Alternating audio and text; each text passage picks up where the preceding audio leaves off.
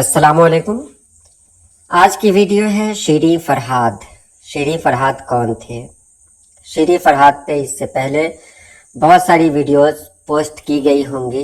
आपने बहुत सारी दास्तानें सुनी होंगी शीरीं फरहाद के हवाले से, अलग अलग तरह की दास्तानें।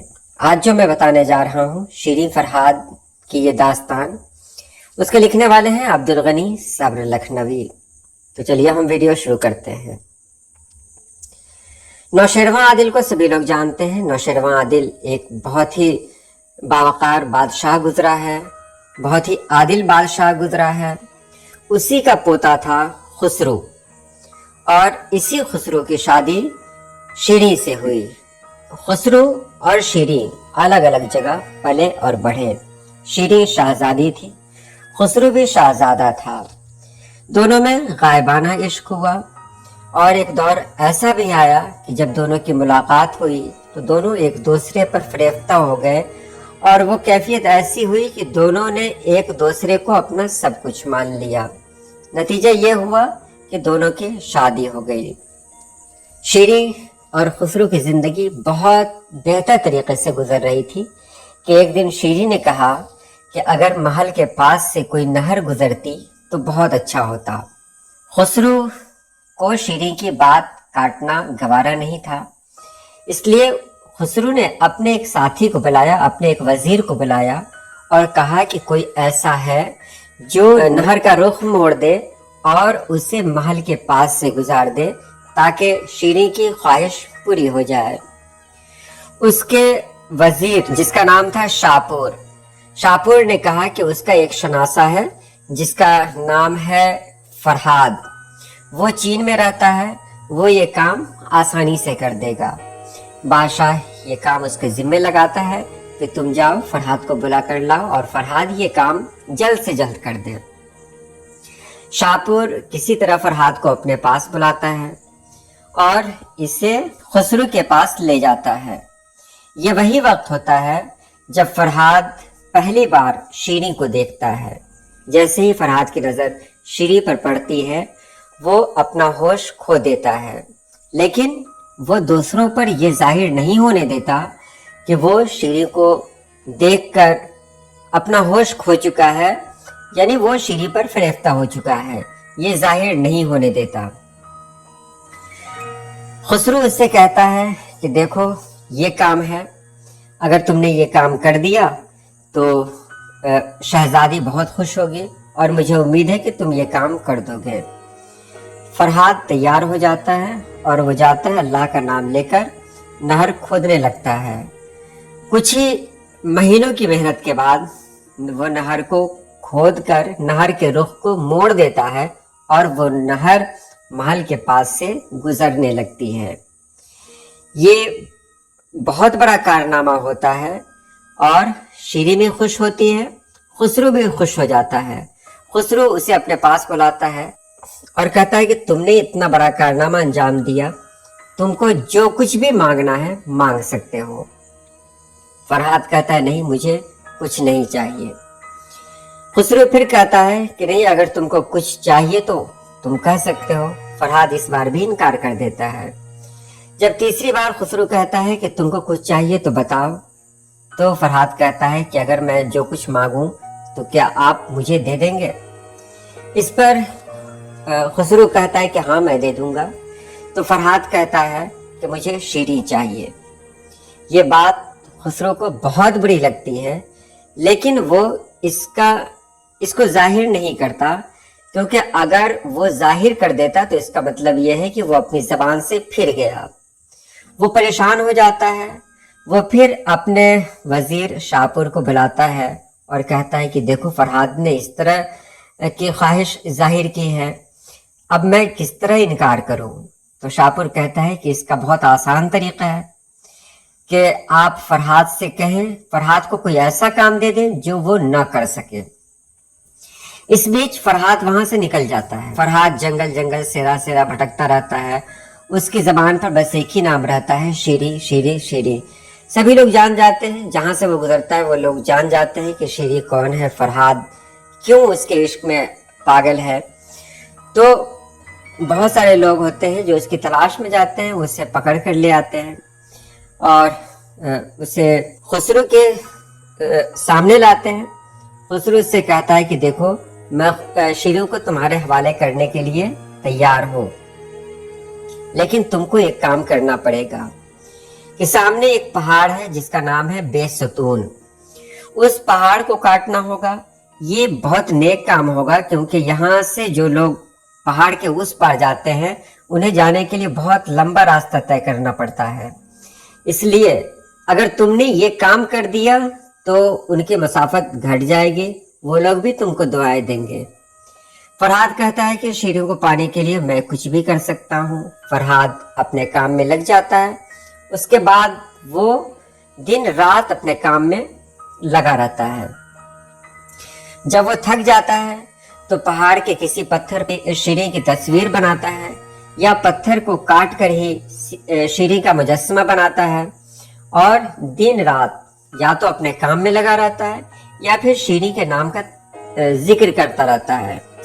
आसपास के बहुत सारे लोग हैं जो उसके पास आते हैं। जब वो इतनी खूबसूरत मूर्तें देखते हैं तो वो उसकी तारीफें करते हैं। बहुत सारे लोग खरीद कर ले भी जाते हैं।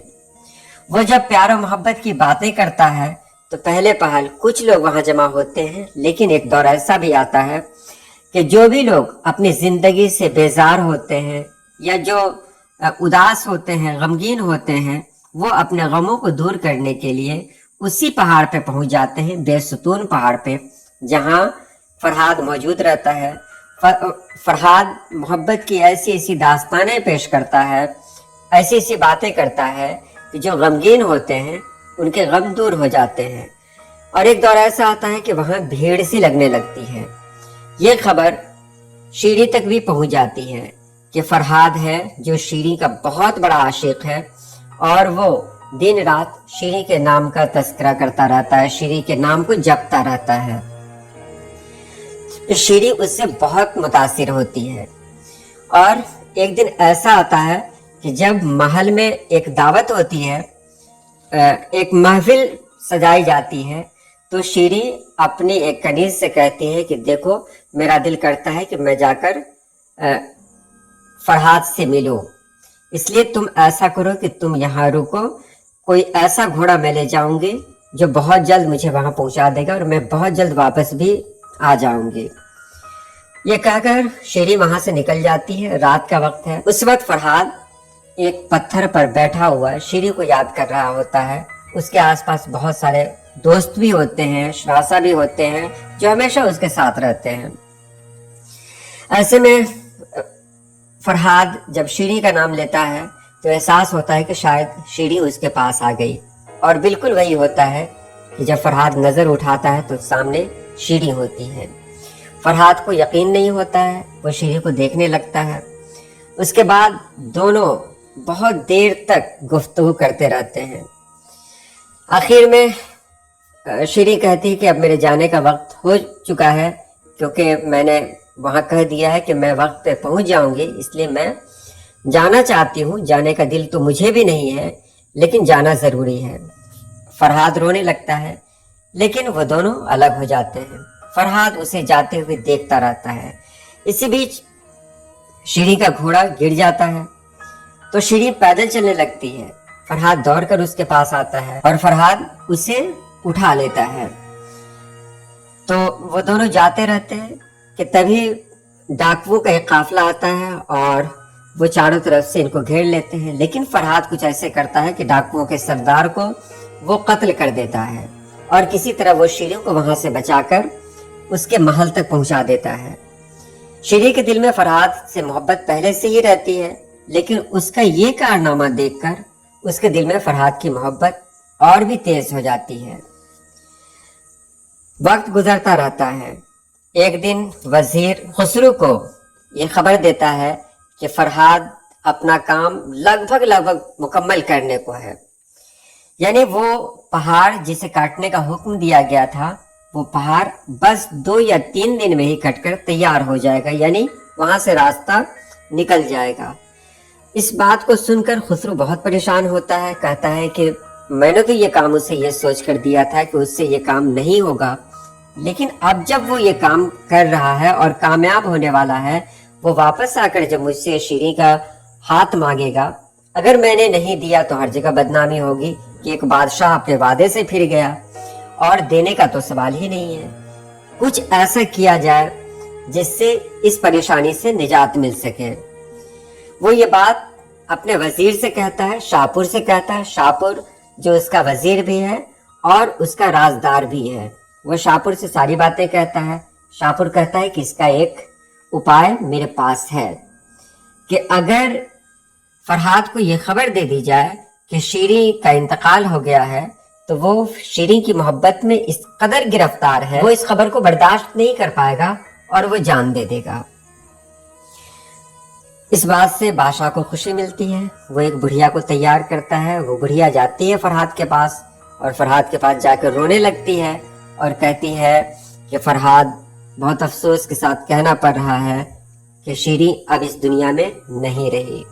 یہ خبر سنتے ہی فرحاد رونے لگتا ہے اور کچھ دیر کے بعد وہ مر جاتا ہے۔ یہ خبر جیسے ہی شیریں تک پہنچتی ہے کہ فرحاد مر گیا، کسی نے اس کی جھوٹی خبر فرحاد تک پہنچا دی ہے اور فرحاد نے اپنی جان دے دی ہے، تو شیریں دوڑتے ہوئے فرحاد کے پاس جاتی ہے، اسی پہاڑ پہ جاتی ہے، فرحاد کی لاش کے پاس بیٹھتی ہے، اسے دیکھتی ہے، روتی ہے اور وہ بھی وہیں جان دے دیتی ہے۔ خسرو کو ان سب واقعات کی کوئی جانکاری نہیں رہتی۔ جب اسے پتا چلتا ہے کہ شیریں فرحاد کے پاس گئی ہے، فرحاد کا انتقال ہو چکا ہے اور شیریں بھی اس کے پاس جا چکی ہے اور شیریں کا بھی انتقال ہو چکا ہے، تو خسرو بھی پاگل کی طرح دوڑتے ہوئے جاتا ہے، کیونکہ خسرو شیریں کو بہت ہی زیادہ چاہتا ہے۔ خسرو شیریں کے پاس جاتے ہی اسے دیکھتا ہے اور وہ بھی اپنی جان دے دیتا ہے۔